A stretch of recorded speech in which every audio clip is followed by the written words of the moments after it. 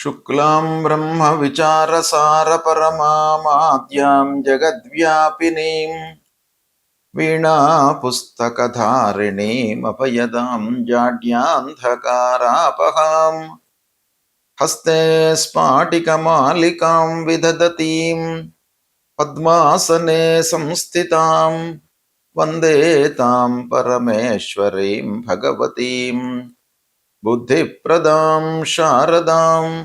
శ్రీ మహాగణాధిపతయే నమః. శ్రీ మహాసరస్వత్యై నమః.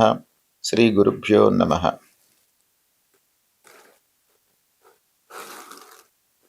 ఖండగ్రాస చంద్రగ్రహణము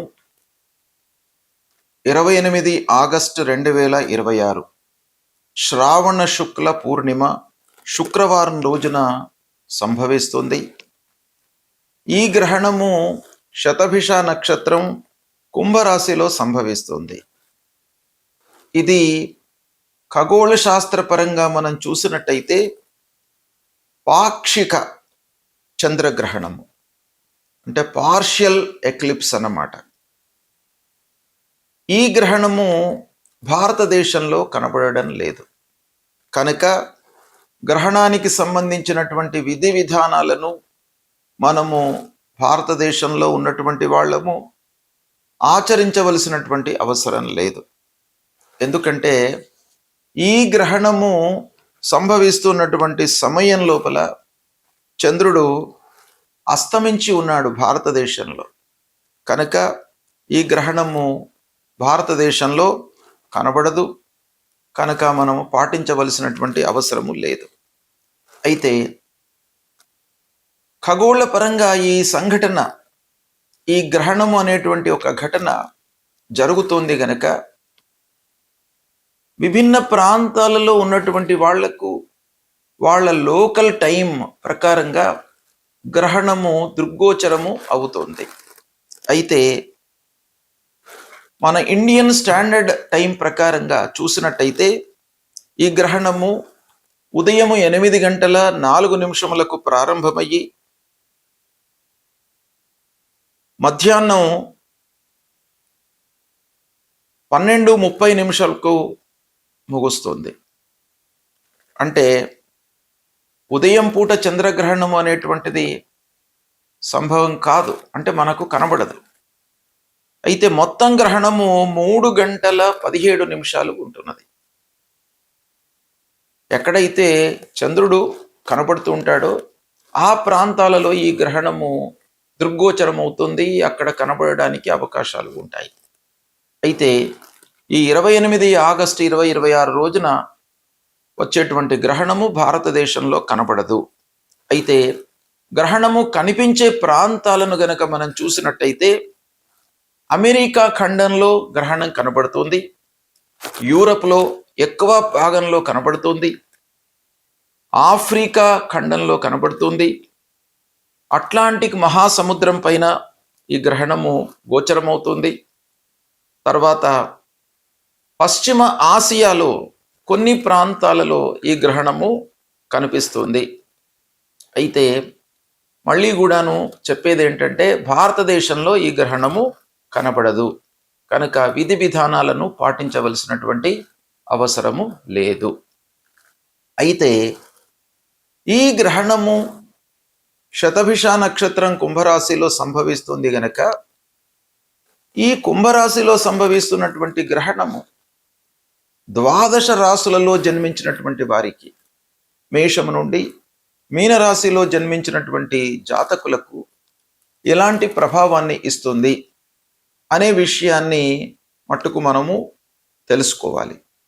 ఎందుకంటే గ్రహణ గోచారము గ్రహణము సంభవించిన రోజు నుండి 6 మాసాల వరకు దీని యొక్క ప్రభావం ఉంటుంది అని శాస్త్రం చెప్తోంది. కాబట్టి ఈ గ్రహణం యొక్క సంభావము, దాని యొక్క ఫలితాలు తప్పకుండా 12 రాశుల వారిపై ఉంటాయి. అవి ఎలా ఉన్నాయి, ఏం జాగ్రత్తలు తీసుకోవాలి, ఎలాంటి విషయాలపై ప్రభావం చూపిస్తుంది అనేటువంటి విషయాన్ని మనం తెలుసుకుందాం. మకర రాశి వారికి గ్రహణ గోచారం ఎలా ఉందో తెలుసుకుందాం.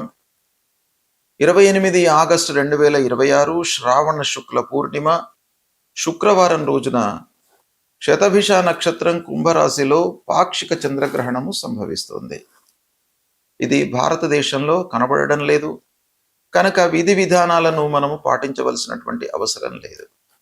అయితే గ్రహణ రీత్యా గోచార ఫలితాలు ఎలా ఉన్నాయి అనే విషయాన్ని గనక మనం చూసినట్టయితే మకర రాశి జాతకులకు 2వ స్థానంలో గ్రహణం సంభవిస్తుంది.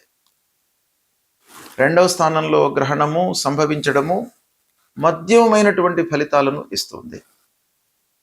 ఈ గ్రహణం మూలకంగా కొన్ని కార్నర్స్ లోపల ఖర్చులు పెరిగే సూచనలు ఉన్నాయి. అయితే రాబడి మట్టుకు ఉంటుంది. మాటల విషయంలో కొంత జాగ్రత్త పడాలి.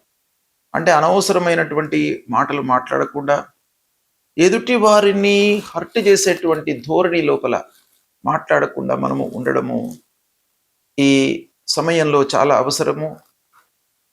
ఇకపోతే కుటుంబం లోపల చిన్న చిన్న అభిప్రాయ భేదాలు కనబడుతున్నాయి.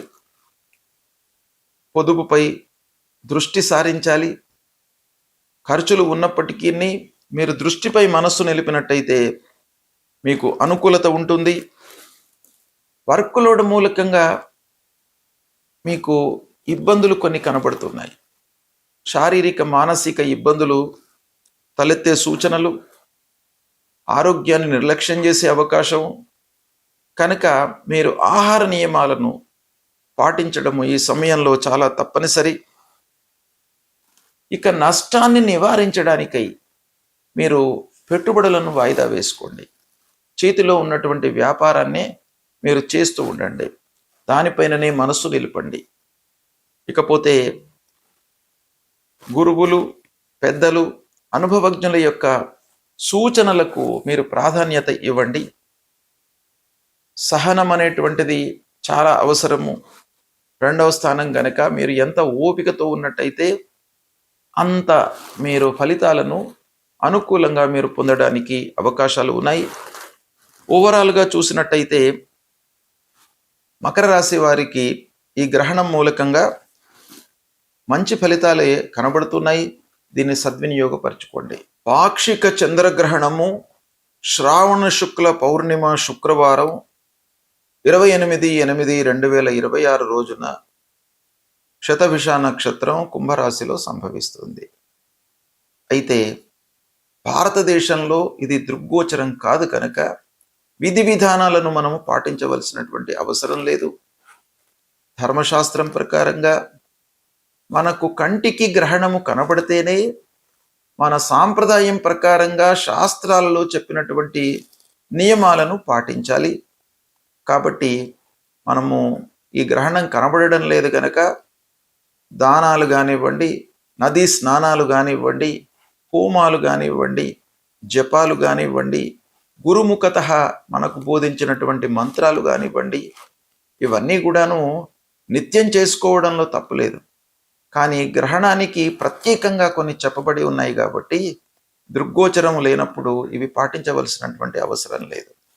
అయితే గోచార ఫలితాలు అంటే గ్రహణం సంభవిస్తున్నటువంటి రాశి నక్షత్రం ప్రకారంగా కొన్ని రాశులలో జన్మించినటువంటి వారికి అధమ ఫలితాలు ఉంటాయి.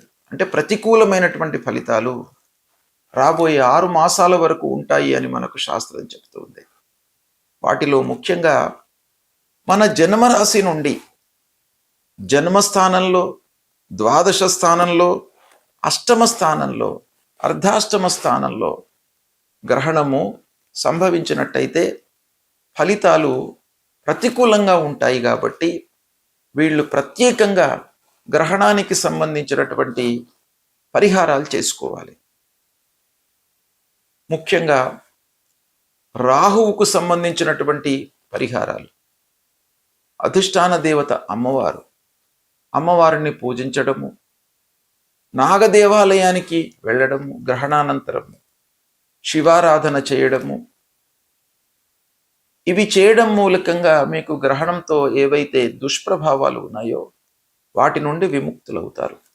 ముఖ్యంగా గురువు ఉపదేశించినటువంటి మంత్రాలను మీరు గ్రహణం తర్వాత ఈ దుస్థానాలలో సంభవించినటువంటి వాళ్ళు ప్రత్యేకంగా పారాయణాలు చేసుకోండి, జపం చేసుకోండి.